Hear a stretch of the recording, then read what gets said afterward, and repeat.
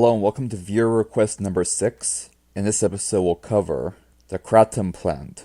This video was requested by the BitChute user Mile High 303. Thank you for the suggestion. Kratom is a relative of the coffee plant and a currently being studied medicinal plant. In this episode we'll cover the ethnobotany of this plant and some of the biochemical experiments regarding this plant's extracts.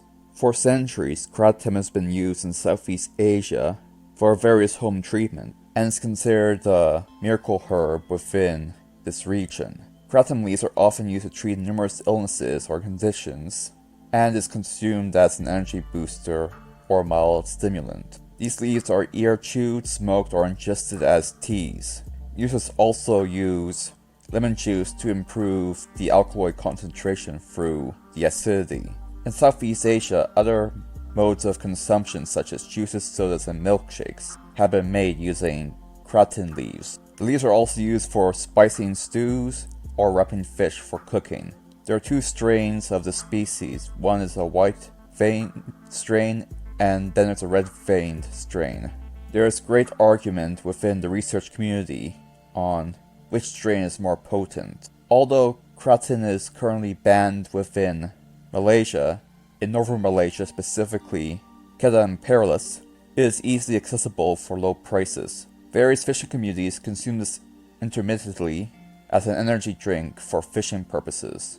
Local people in Malaysia, in the rural areas, use it to treat diarrhea, blood pressure, and as an aphrodisiac, as well as treating anxiety and managing diabetes.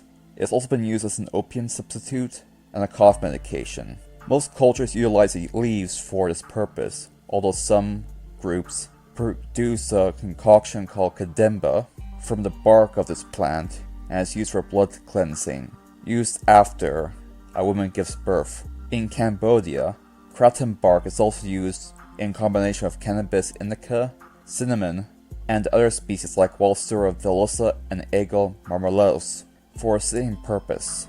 In the West, it is currently being used as a mood enhancement drug and as a means of improving performance, and as a means of withdrawing from opioids and treating opioid addiction. There are some dependency symptoms, but withdrawal symptoms of kratom seem to be lower than other opioids, with symptoms similar to the withdrawal of coffee.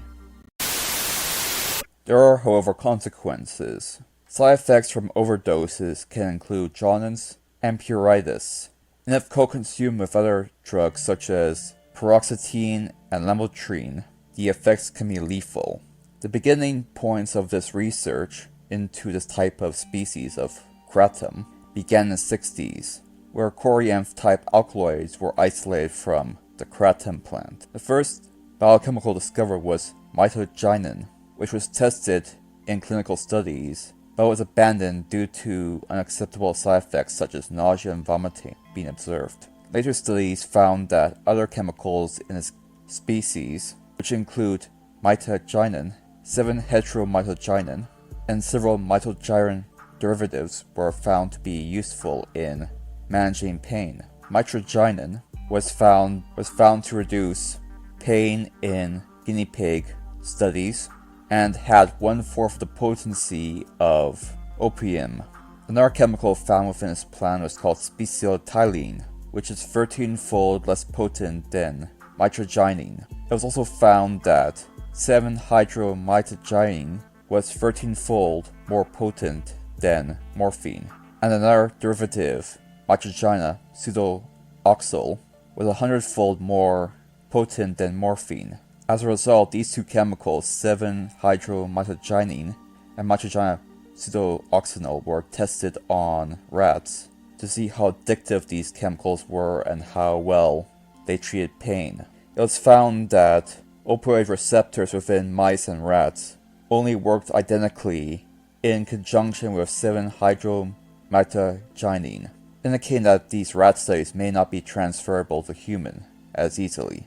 But in mice studies, it was found that although these derivatives were far more potent than morphine, they were less addictive. A feature found even more so in mitogynin pseudoxyl, which indicates that this may be useful for further studies in the creation of a less addictive opiate substitute. Volleyball covers everything. Thank you for watching.